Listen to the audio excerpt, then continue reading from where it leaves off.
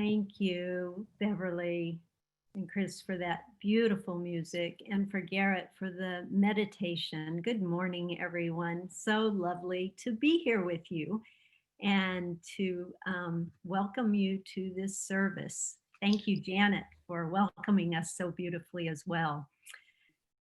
And, whew, what a topic we're going into. You know, so here we go. I loved Garrett's meditation. I love the music because it says opening our hearts, opening up. Let us be together in this conversation. So let us dive in and begin. Okay. Oh, by the way, Will is on a different screen, as you may have noticed. We're doing Good this. morning. We're I doing just the service together. So midway point, we're going to take a breath. We'll take a few breaths throughout, but we'll take a breath and will move in this place and I'll move where he is. So you get both of us this morning. Okay. So here we go. No one is born a racist. It is a learned behavior. It is learned through our social institutions. It's learned through our families. It's through our schools, through our workplace, through our religious communities. It's everywhere. And yet it's in the media. It's just part of our lives. We become normalized to it. I grew up in a racist culture. I grew up in a white supremacist culture. I grew up with the Ku Klux Klan in the South of the United States in Tulsa, Oklahoma. I also grew up with the blessing of Martin Luther King Jr. and the freedom movement movers. Later in my teen years and my young adult life, we moved to Dallas, Texas, and the division between Black and white and brown and white were strong in both Oklahoma and Texas. Some things have changed since the 1960s when I was a little girl, but sadly, throughout North America and throughout the world, systematic racism is still alive and well or present, let's say. And people who aren't white, don't identify as white, don't look like white, experiences systematic racism on a daily basis that most of us here in this service can't even fathom. An example of this that I hear often is about just walking into a store, into a grocery store in the mall, and Black and brown people and people who aren't white are often looked at with suspicion. They're followed around by the store clerks. They think they're going to steal something or do another crime. I don't know about most of you, but for me, as a white identified person, this is not my experience walking into a store. On June 19th, an estimated 6,000 anti-racist protesters marched in Vancouver, BC. Freedom March co-organizer Nova Stevens, there's some of the people on the screen. Nova Stevens, who some of you may know, she was or is Canada's 2018 Miss Universe contestant. She's an actress and an activist, and she's part of the Black Freedom Society. She says that racism is a real issue in Canada. These are her words. It's 2020, and we still are having the discussion of race. She says, I am tired. I am so tired of racial division. I am so tired of having to convince people of my pain. I am so tired of having to constantly fight for a basic human right, which is life. I deserve to live just as much as you do. She said that the march, which happened on the 19th, and also there were thousands that gathered on June 5th, they focused on freedom and unity, but it also was meant to send a message to Canadians who don't believe that racism is something people of color endure every day. Her words again. I want you to know you're privileged. Know that this country was built for you, but it was built against us. She says, it's okay if you don't understand, but ask questions. We are open to giving you information as long as you're receptive. Just take a breath.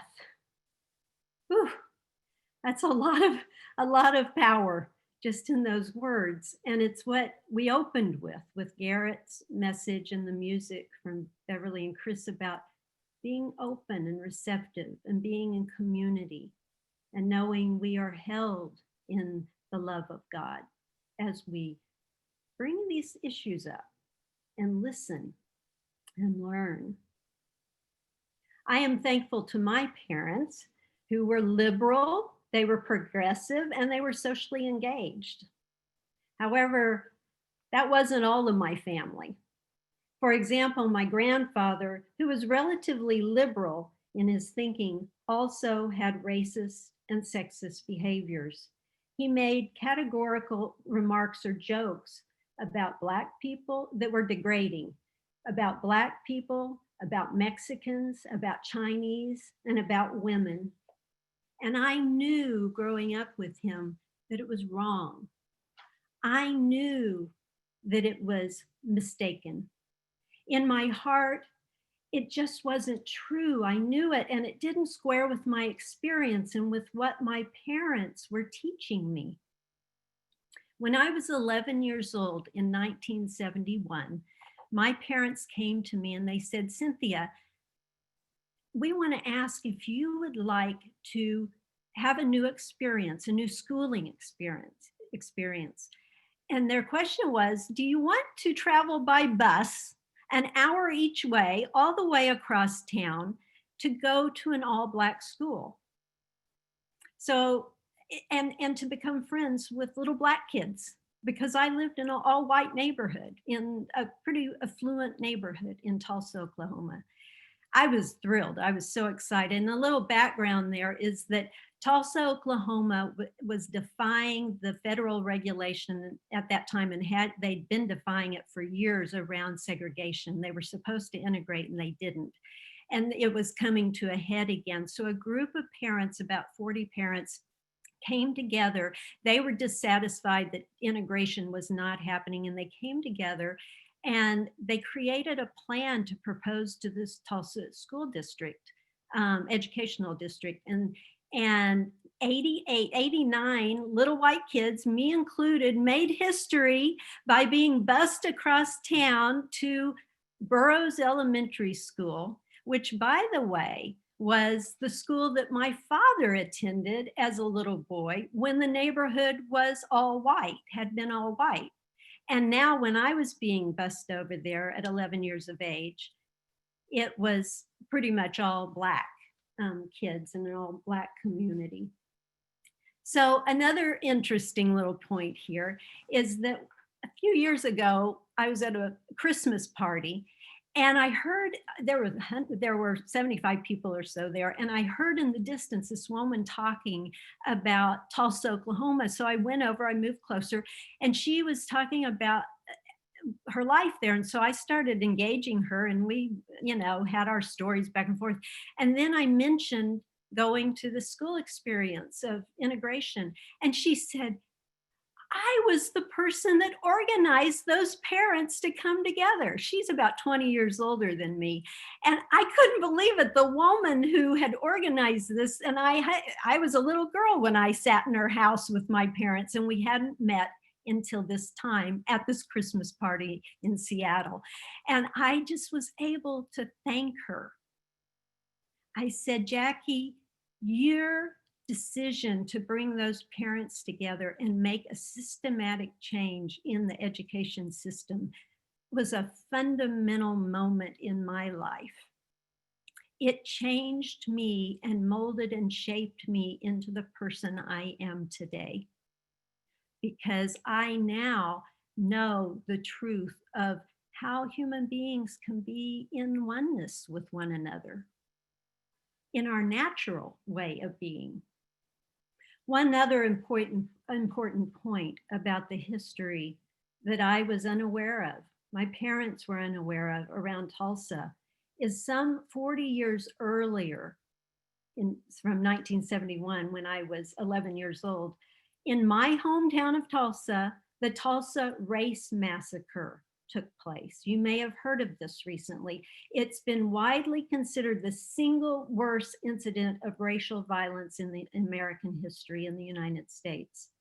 On May 31st and June 1st in 1921, thousands of armed whites attacked and burned down the Greenwood Black section of Tulsa. This was like the Black Wall Street. It's where it was just very progressive intellectuals, academics, business owners, all in the Black community that really developed it. In just 18 hours, the white mob destroyed more than 1,000 homes and businesses in the Black community, and credible estimates of the death toll range between 50 and 300 people. All of this took place right there in my hometown. And while my parents and I and other parents and people were activists on the streets in the 60s, we had no idea of this history. Nobody really did, because it was suppressed, it was kept hidden. This horrific incident, and perhaps the worst in American history, in the US racial history, had been so suppressed that we didn't know it.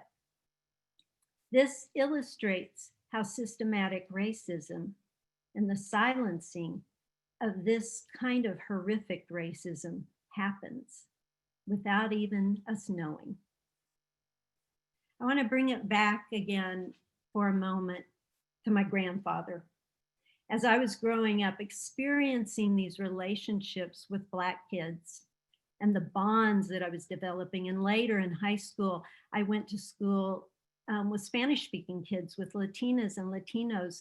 And I knew in my heart from my experience that my grandfather was wrong in what he said, that in his heart, I think, in his mind for sure, and in his behavior, which wasn't all the time, it was just here and there with jokes and comments, it was divisive. It was wrong. And I knew that that division in his words just was unjust. As I talk about my grandfather, I just want to say that I can feel the taboo of that. It's taboo to talk about family and their bad behavior or their unjust or their out of alignment behavior. And my grandfather, I love him dearly. He died at age 94. He had his faults, he had his things like any one of us, but he also had racist behavior.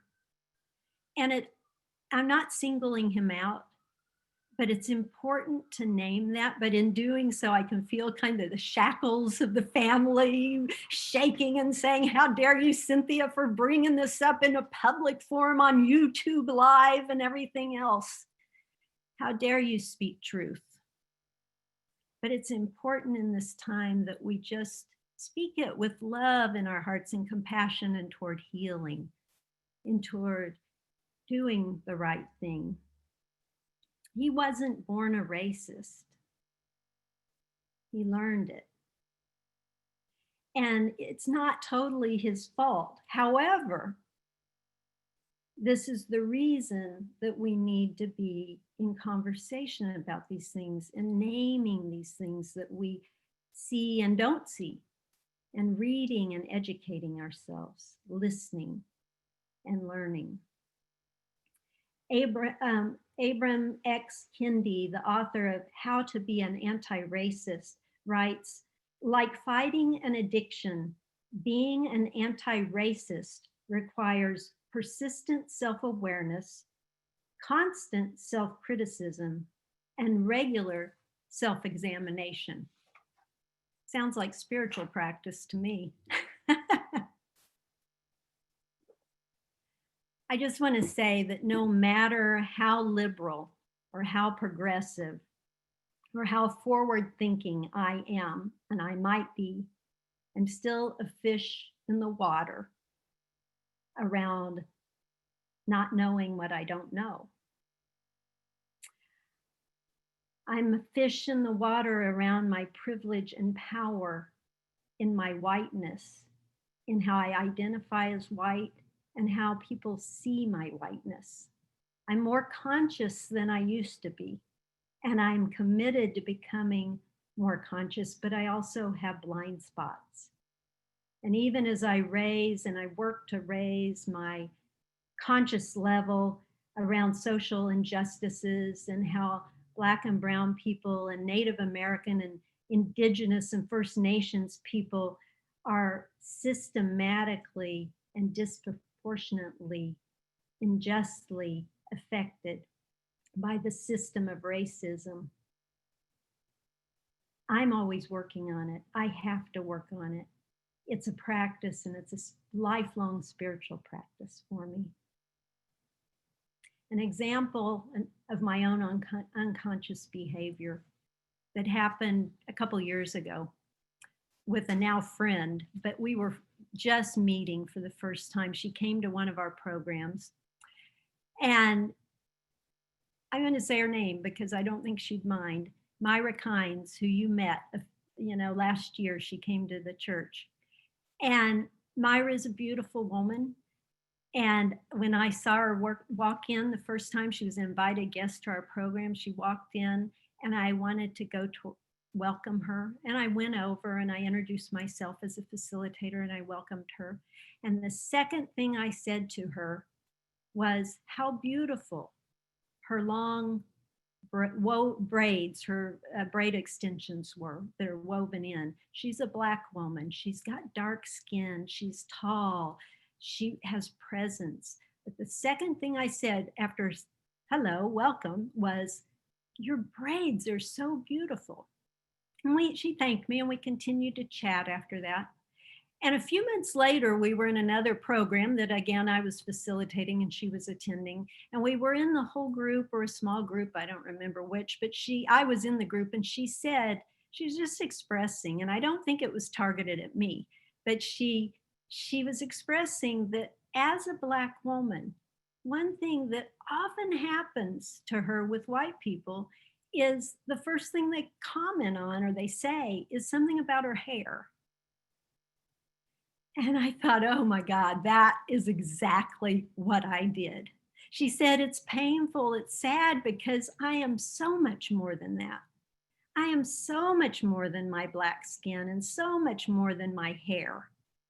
But that's what they see first. And that's what they comment on. So Myra, if you're listening, and I know you do come to our services or listen afterwards, I am sorry for that comment, but I also know that I'm learning. I am learning. And as spiritual aspirants, we have a responsibility to change.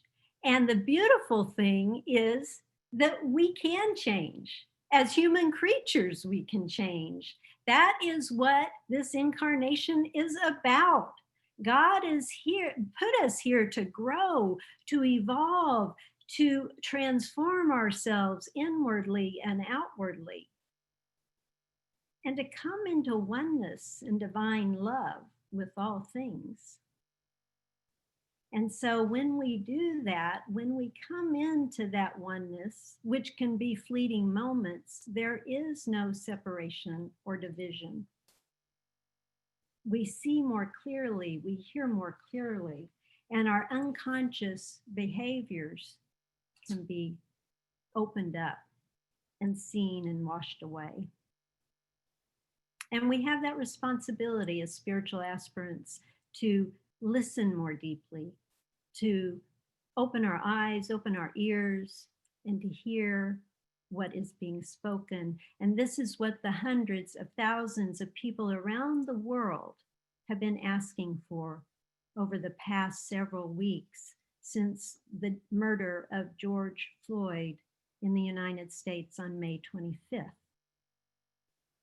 His murder has been the catalyst for these horrific social injustices institutional, systematic injustices to be unveiled. And it's not just in North America, it's all around the world. When I was looking at divinity schools to attend, I chose Iliff School of Theology in Denver because I wanted to study with Dr. Vincent Harding. Dr. Harding had been a close colleague of Martin Luther King Jr. He joined Dr. King when he was 28 years old and became one of his closest associates and speechwriters. Dr. Harding wrote the speech Beyond Vietnam, A Time to Break Silence. That was delivered by Dr. King in New York City on April 4th, 1967, exactly 1 year to the date of his assassination. That speech went beyond the civil rights and the freedom movement, the civil rights of Blacks in the United States. It talked about militarism of the United States and their actions in other parts of the world. And it is believed that that was part of the reason of his assassination, because he was speaking more broadly. To be studying and mentored by Dr. Vincent Harding brought me full circle back to my childhood, and with so much of what I learned and experienced as a child. I had this knowing as a child that the more that I learned and experienced and became friends with people that looked different than me, the closer I would become to God. I still know that to be true. I actually met Dr. Karambu Rengera in Dr. Harding's class. You met Karambu in March when she came to speak here at Unity. And one thing I learned from Dr. Harding was that systematic racism doesn't happen in a vacuum.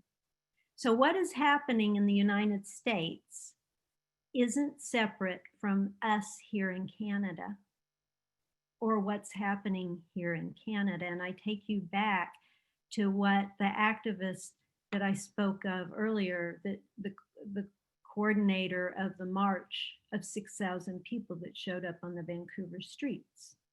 Something is happening here that we need to pay attention to. What is happening in Africa and India and Latin America and China is not separate from what happens here in Canada. It's not in a vacuum. And it's like the flap of the butterfly wings, across the world. And when those wings flap, it changes the weather here in Vancouver. We are affected. We are part of everything. And just in closing, I want to bring up a little piece of what the Reverend Kristen Powell, who's a Unity minister, recently said to her congregation in her talk titled Prejudice to Freedom. She says, if we are one, and if we truly believe in oneness and divine love, then when one kills, we all kill. When one dies, we all die. When one hurts, we all hurt. And when one heals, we all heal. And when one awakens, we all awaken. I'm going to just invite you to take a moment to take a breath as Will's going to move in and bring us to another level of spiritual awareness and closing.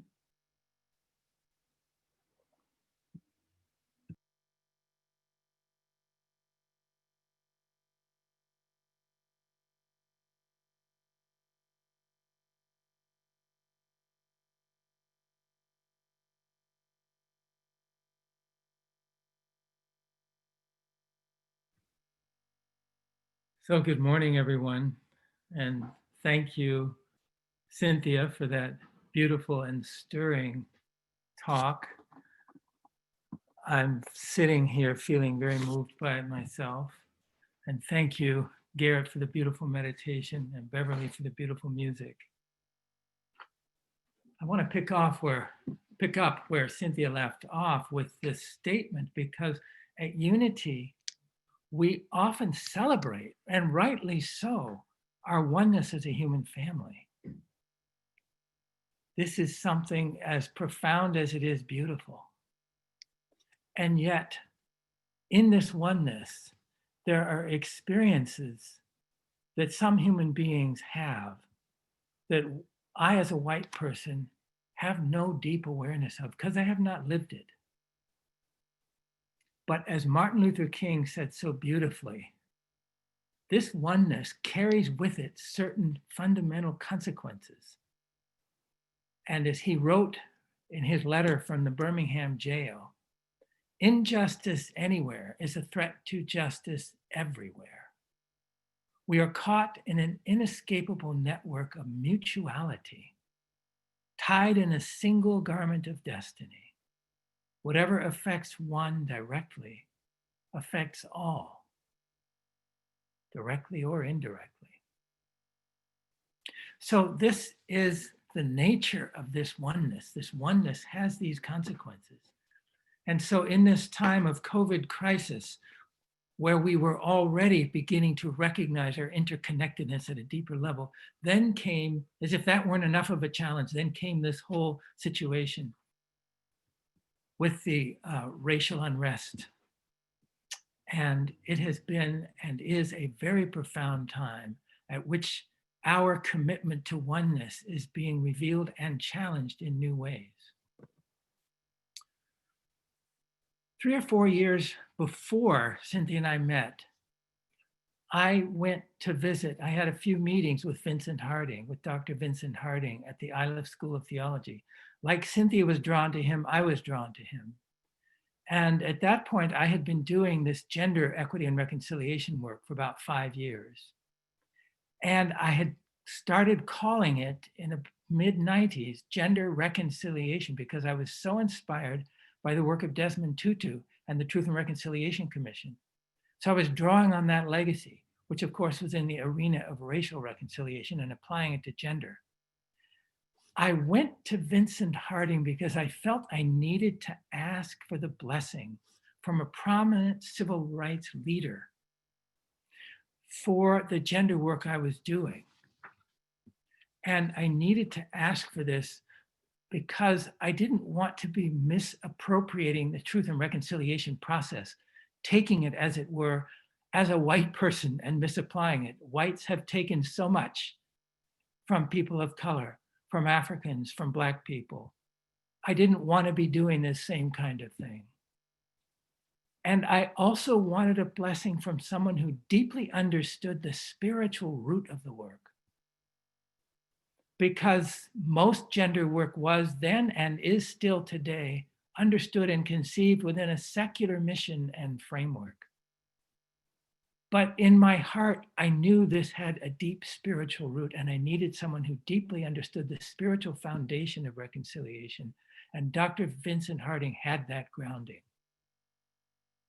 Around that time, I had been doing some racial diversity programs. And I told Dr. Harding that what I had observed in some of these diversity programs is that in every racial group and in every class, women were basically second-class citizens. Women had less voice and less power, and this was just as true among the whites, the Hispanics, the Blacks, and the native indigenous peoples. Women were oppressed across the board, and what I wanted to address was this aspect of structural injustice from the reconciliation perspective, which meant bringing women and men together.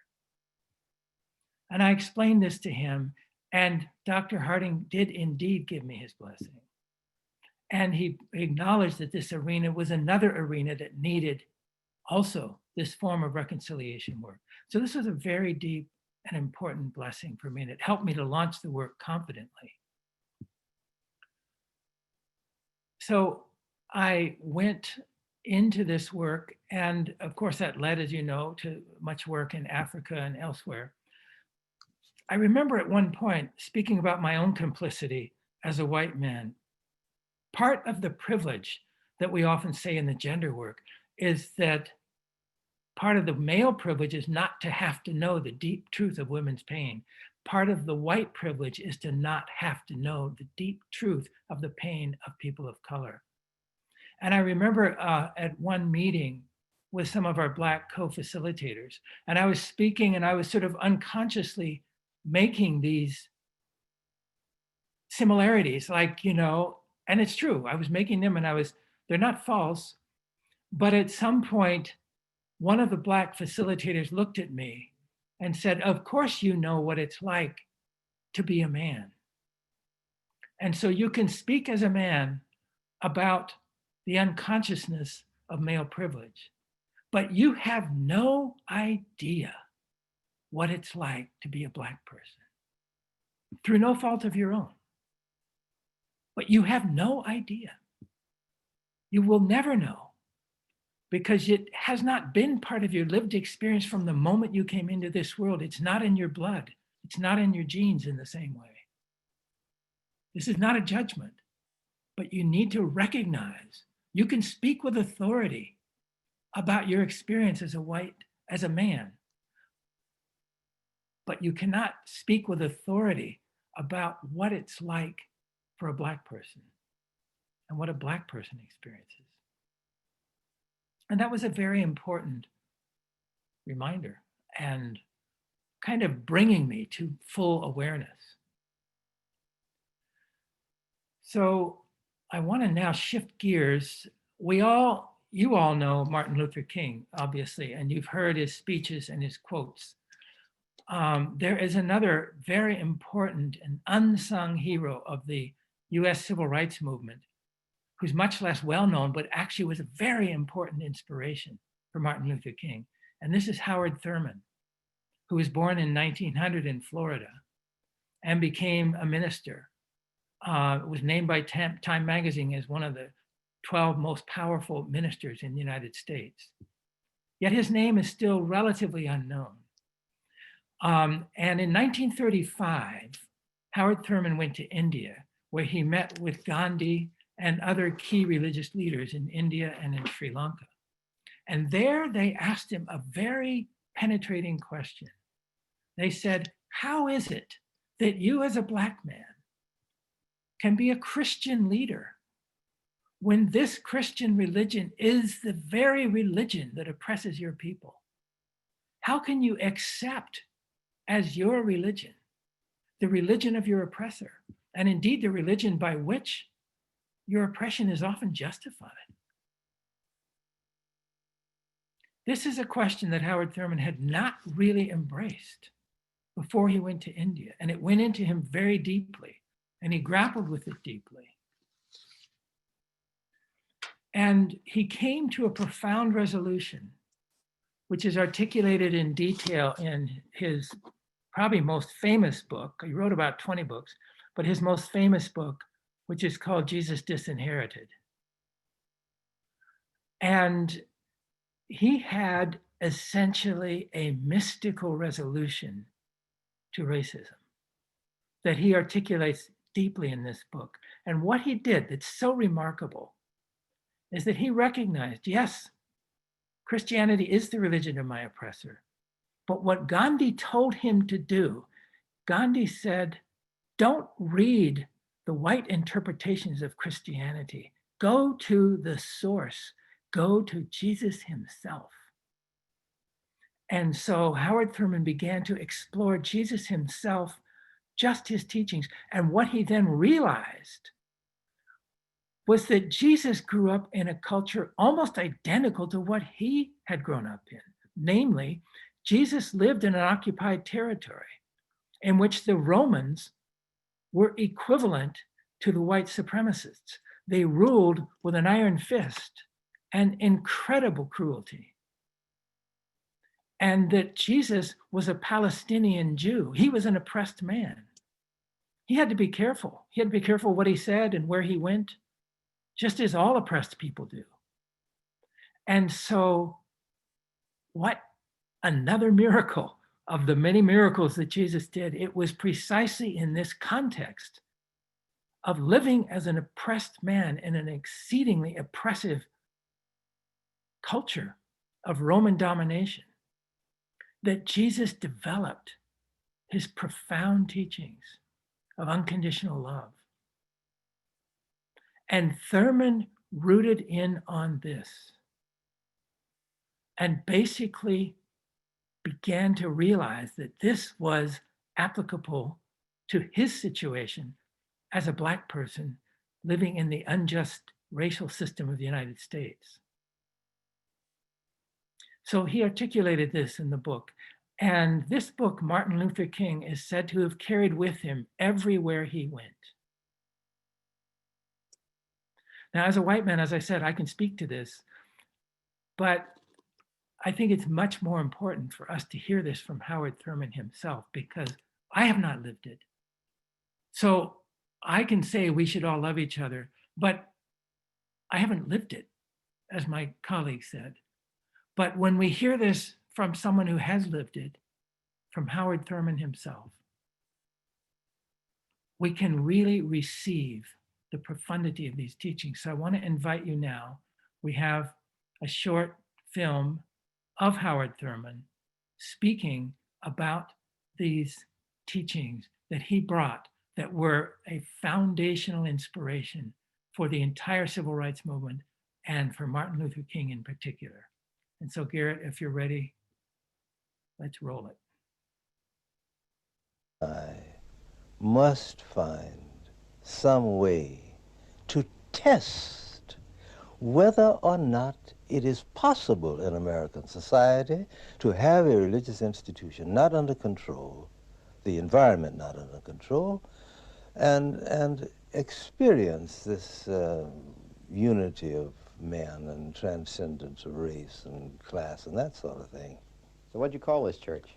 The Church for the Fellowship of All Peoples. It was a very exciting experience because we discovered something that the experiences of unity among peoples are more important and crucial than all the concepts, prejudices, ideologies, faiths that may divide. And if you can multiply these experiences of unity over a time interval of sufficient duration, you can undermine any barrier that separates one man from the other. Driven to experience me, my own meanness, not my own meanness, but Your unique calling. yes, but my own me-ness, as if I and I alone existed in all the universe, that I had to lay claim to the very root of my being and hold it and experience it, taste it, feel it. When you move down into it, what you do is you come up inside of every other living person. You don't go this way, which I think is the way of the sociologist, the political philosopher, but the way of the man of religion, it seems to me, is that he goes down in himself, and what he discovers there, he universalizes, so that when he looks into the face of a man, he sees his face. I had constantly to affirm my own self in an environment that reduced me to zero. When I was a boy, for instance, I don't know how old, 8 or 9, and I was raking leaves in the fall of the year for this family downtown, and I gathered all these leaves, and this little girl kept pulling them out, and A little white girl? yes, and showing me a beautiful leaf. But she'd scattered everything, and finally, I as the kids say, I lost my cool. And I said to her, now, if you don't stop doing this, then I'm going to tell your mother. And then I realized that was a mistake because she twisted her mother around her thumb. That didn't mean anything. But then I remembered, I'll tell your father. And when I told her that, her face reddened. She wore a white pinafore. She took a pen out, came over and jabbed me with it. And I reacted. And I said, have you lost your mind? She said, that didn't hurt you. You can't feel. Now, this is what I'm talking about. Now, in the presence of that dimension in your environment, I was driven to find in the grounds of my being that which transcended everything external to me. And once I hit it, then I knew I was home free. That the environment could never destroy me because I would never say yes at my center to the external judgment. And it is out of this affirmation, it seems to me, that I began to look at the world and the meaning of my experience, the meaning of my colleagues, the meaning of the white man, the whole business. I have a feeling that the hunger of the heart is the hunger of the heart. And it doesn't know anything about whose heart it is. It doesn't know anything about the history of the organism. It doesn't know anything about it. It knows that the hunger of the heart, and I think, you see, that the hunger of the heart is what the Creator places as his imprimatur on everything that is created, which says that you belong to me and I belong to you. If the deepest thing in me, then, could address itself to the deepest thing in the other person, going past all the things about him that I didn't like, the things that were bad or difficult, whatever they were, then the deepest thing in me and the deepest thing in him would flow together. And then, when that happens, I could reclaim any distorted relationship between us. My own conviction is that life is against all dualisms, all dichotomies, that all dualisms finally are exhausted in unity, that no categories of classification, faith, belief, none of the categories have any standing in the presence of this transcendent experience. Because I think that whether I'm black, white, Presbyterian, Baptist, Buddhist, Hindu, Muslim, that in the presence of God, all these categories by which we relate to each other fade away and have no significance whatsoever, because in his presence, I am a part of him being revealed to him. And whenever in my experiences with my fellows, this can be awakened, then a door between us is open that no man can shut. Because, you see, I feel that the only and ultimate refuge that any man has in this world is in another man's heart. So my feeling is my heart must be a swinging door.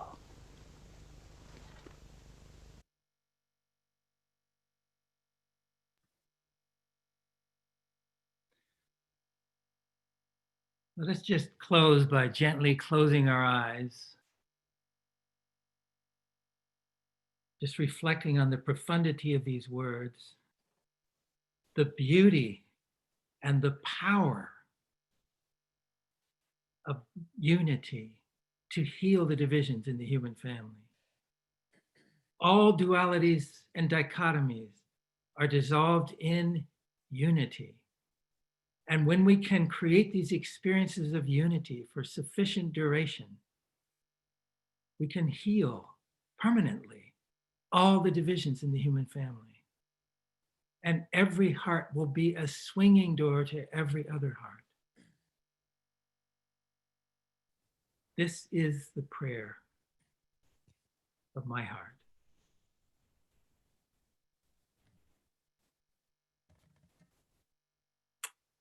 May it be so. May it be so. Peace be with you.